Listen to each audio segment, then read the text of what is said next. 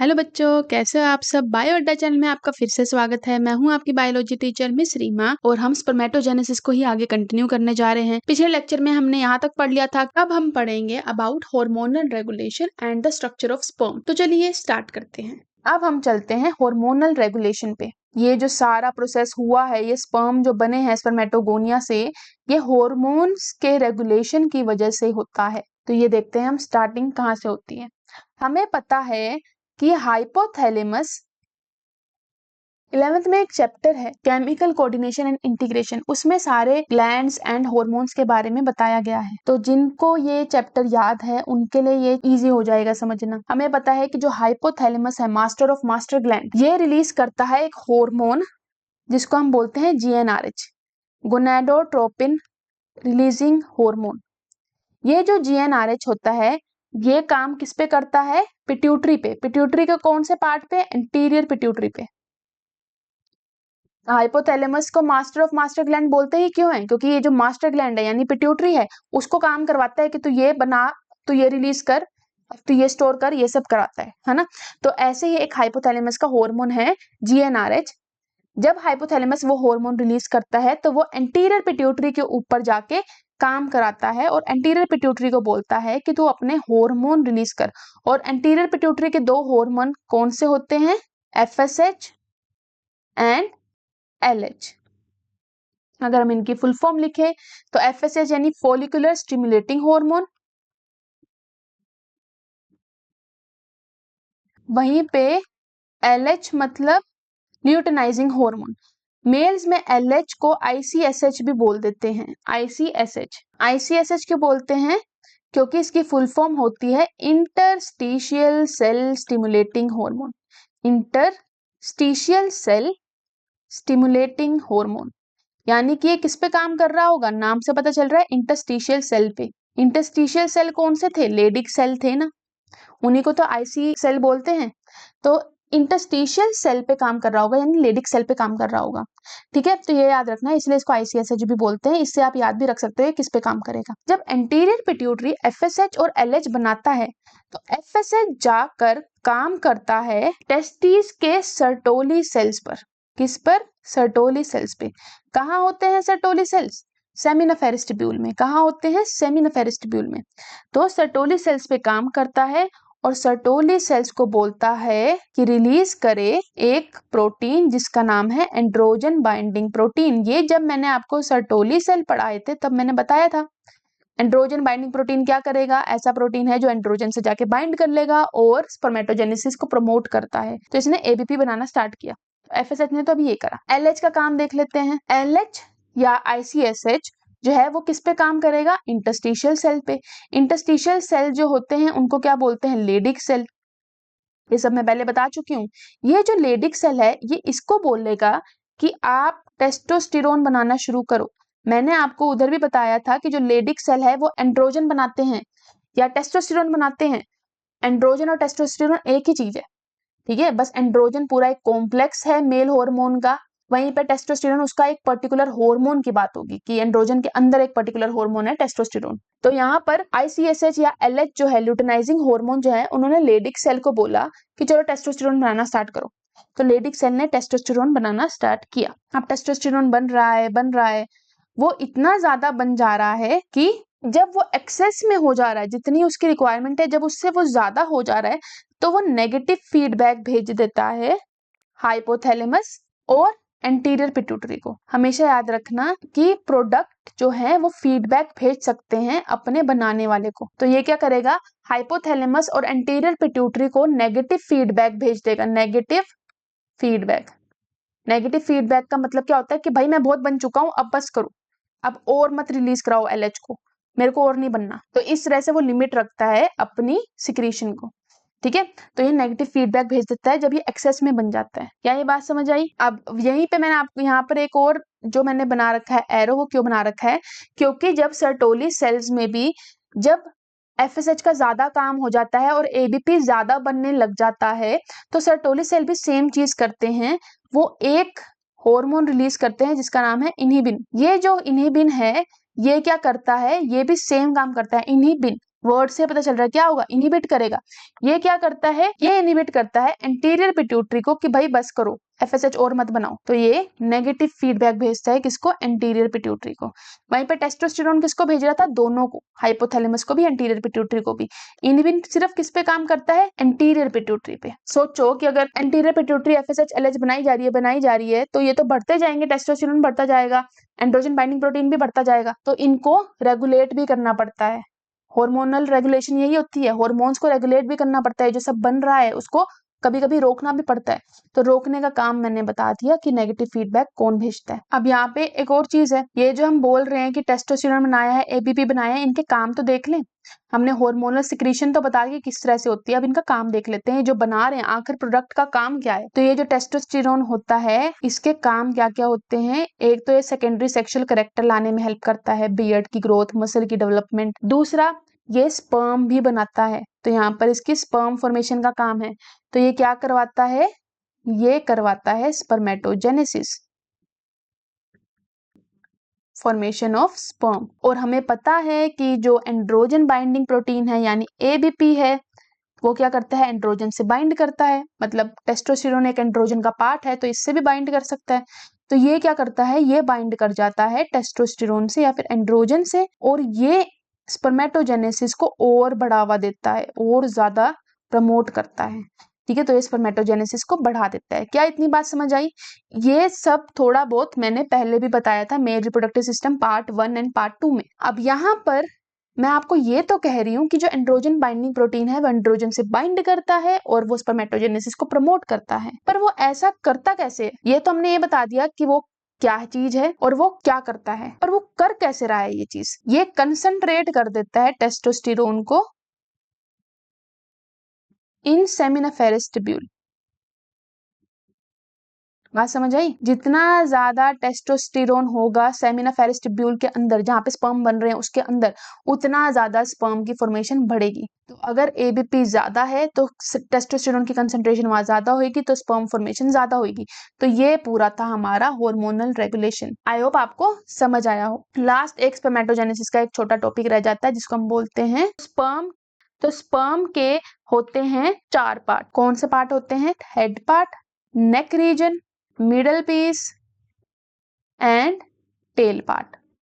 तो डायग्राम के थ्रू इसको समझ लेते हैं और थोड़ी बहुत बातें इसके बारे में भी देख लेते हैं। अगर हम हेड पार्ट की बात करें तो जो स्पर्म का हेड होता है इसमें प्रेजेंट होता है न्यूक्लियस। तो कहाँ पे प्रेजेंट होता है ये न्यूक्लियस? हेड रीजन में। तो ये क्या बना दिया मैंने? Haploid nucleus.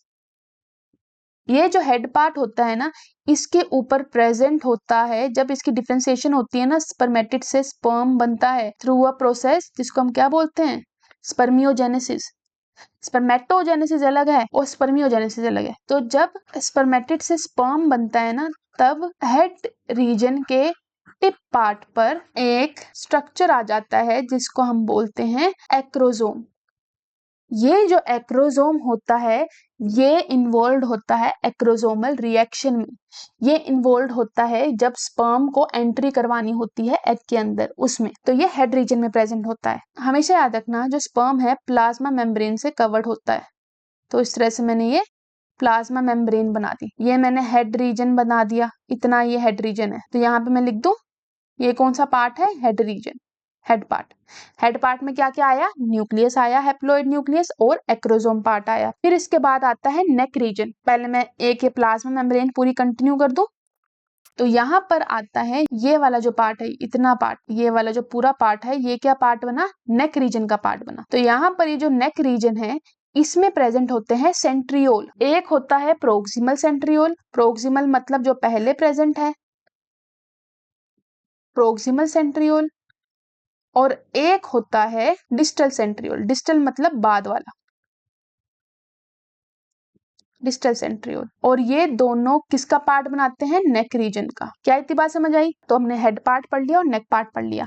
इसके बाद अब कौन सा पार्ट आएगा? तो इसके बाद आता है मिडल पीस। जो मिडल पीस होता है इसके अंदर प्रेजेंट होते हैं न्यूमरस माइटोकॉन्ड्रिया। अब समझो जब ये स्पर्मेटिड था ना, यहाँ पर ये जो स्पर्मेटिड था इसके अंदर सेल ऑर्गेनेल्स थी बहुत सारी, इसमें गोल्जी अपैरेटस भी था, इसमें माइटोकॉन्ड्रिया भी था, इसमें सेंट्रियोल भी थे। तो उन सब ने अपने आप को अलाइन कर दिया कुछ इस तरह से। गोल्जी एपरेटस ने बना दिया एक्रोसोम। तो मैं यहाँ लिख सकती हूँ कि कौन बनाता है इसको, गोल्जी एपरेटस। एक्रोसोम किसने बनाया, गोल्जी ने। न्यूक्लियस कहाँ पे आ गया, हेड पार्ट में। फिर सेंट्रियोल कहाँ पे आ गया, नेक पार्ट में। अब माइटोकॉन्ड्रिया जो होते हैं ये प्रेजेंट होते हैं मिडल पीस में। मिडल पीस में पूरे माइटोकॉन्ड्रिया होते हैं, न्यूमरस माइटोकॉन्ड्रिया होते हैं, ये गुच्छे के फॉर्म में इस तरह से प्रेजेंट होते हैं। और बहुत सारे माइटोकॉन्ड्रिया जो होते हैं वो स्पाइरली अरेंज्ड होते हैं, स्पाइरल की फॉर्म में इस तरह से।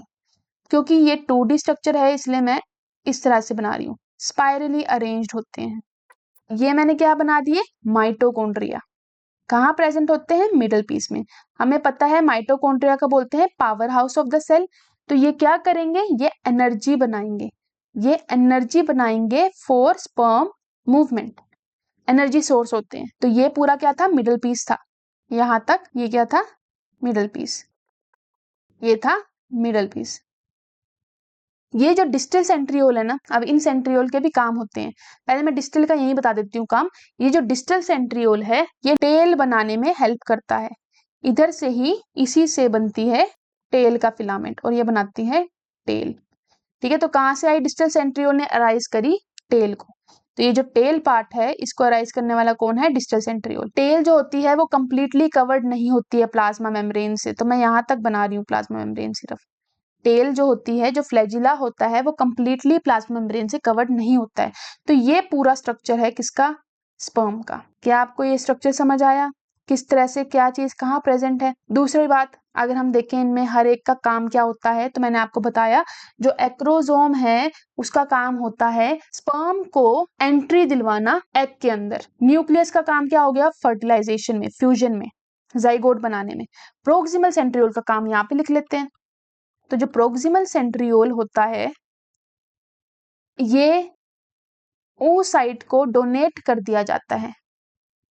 ये पूरा हम oogenesis में अच्छे से समझेंगे। अभी आप ये समझ लो कि जो प्रोक्सिमल सेंट्रियोल होता है ये न्यूक्लियस के साथ ओवा के अंदर एंटर करता है। क्या क्या पीछे रह जाता है, प्लाज्मा मेम्ब्रेन, मिडल पीस, नेक, टेल पार्ट, ये सब पीछे रह जाता है। क्या एंटर करता है ओवा के अंदर, nucleus and proximal centriole. Proximal centriole जो है ये जो सेकेंडरी oocyte होता है उसको डोनेट कर दिया जाता है फॉर फर्दर डिवीजन। वो हम देखेंगे oogenesis में। उस टाइम पे आपको बहुत अच्छे से समझ आ जाएगा कि प्रोक्सिमल सेंट्रियोल का काम क्या होता है। तो यहाँ पर डिस्टल सेंट्रियोल ने क्या किया, लॉन्ग टेल बनाने में हेल्प करी।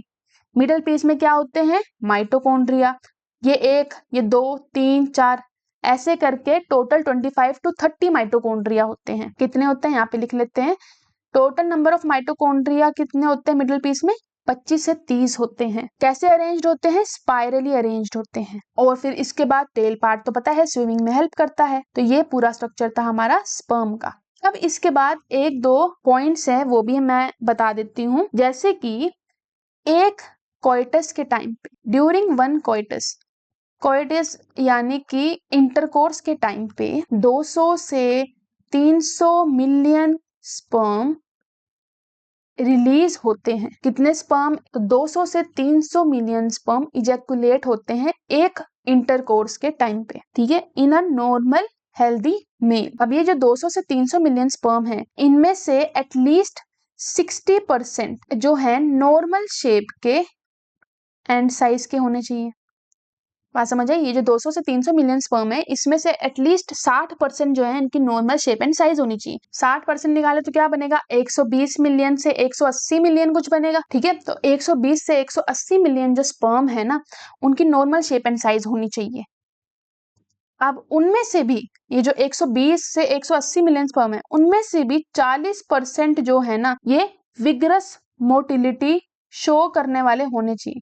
वाइग्रस मोटिलिटी मतलब बहुत ही तेजी से आगे बढ़ने वाले होने चाहिए, ऐसे स्लो लेजी नहीं होने चाहिए। वाइग्रस मोटिलिटी शो नॉर्मल फर्टिलिटी के लिए, नॉर्मल फर्टिलिटी के लिए ये होना ही चाहिए। क्या समझ आया इससे कि अगर जरूरी नहीं है कि अगर एक पर्सन के अंदर मिलियन स्पर्म बन रहे हैं तो उनके अंदर सारे के सारे जो होंगे फर्टिलाइजेशन में हेल्प करेंगे। या फर्टिलाइजेशन करा देंगे। क्या पता कि जो 60% जो है वो खराब ही हो। तो यहाँ पर एक क्राइटेरिया दे रखा है कि नॉर्मल फर्टिलिटी के लिए 60% जो है नॉर्मल शेप वाले होने चाहिए, और उन 60% में से भी जो 40% है उनकी मोटिलिटी अच्छी होनी चाहिए। ठीक है, तो अगर मैं 60% निकाल के दिखाया तो कितना बना, 120 से 180 मिलियन स्पर्म जो हैं वो नॉर्मल शेप के होने चाहिए।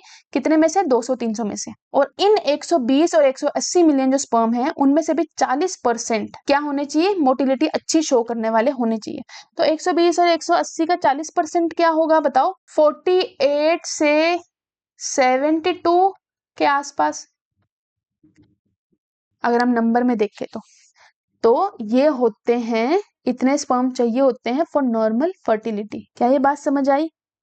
अब कुछ जो पर्सन होते हैं उनमें ओलिगोस्पर्मिया भी हो सकती है। ओलिगोस्पर्मिया, OLIG, ओलिगोस्पर्मिया में क्या होता है, स्पर्म काउंट जो होता है, स्पर्म काउंट जो होता है वो लेस देन 20 मिलियन होता है पर ml, 20 मिलियन से भी कम होता है 1 ml में। और हमें पता है कि एक इजैकुलेशन के टाइम पे कितना ml निकलता है, 3 से 4 ml निकलता है। ठीक है, तो यानी कि 1 ml में 20 मिलियन से भी कम स्पर्म है तो उसको बोलेंगे ओलिगोस्पर्मिया। वहीं पे एक और टर्म होती है जिसको बोलते हैं एजोस्पर्मिया। एजोस्पर्मिया का मतलब क्या होता है, ए मतलब एब्सेंट, जब इजैकुलेशन में या फिर सेमेन के अंदर स्पर्म एब्सेंट हो तब उसको बोलेंगे azoospermia, absence of sperm in a semen. क्या ये बात समझ आई? तो ये हमारा पूरा था अबाउट स्पर्मेटोजेनेसिस। तो हमने यहाँ पे कुछ टर्म्स भी पढ़ी, यहाँ पर हमने हार्मोनल रेगुलेशन पढ़ा, अबाउट स्पर्म पढ़ा। तो आई होप आपको ये लेक्चर हेल्पफुल लगा है। अगर आपको ये लेक्चर पसंद आया है तो लाइक एंड सब्सक्राइब जरूर करें। कोई भी डाउट है तो आप कमेंट सेक्शन में पूछ सकते हैं। तो मिलते हैं नेक्स्ट सेशन में oogenesis के साथ। तब तक के लिए stay focused and keep learning. Thank you.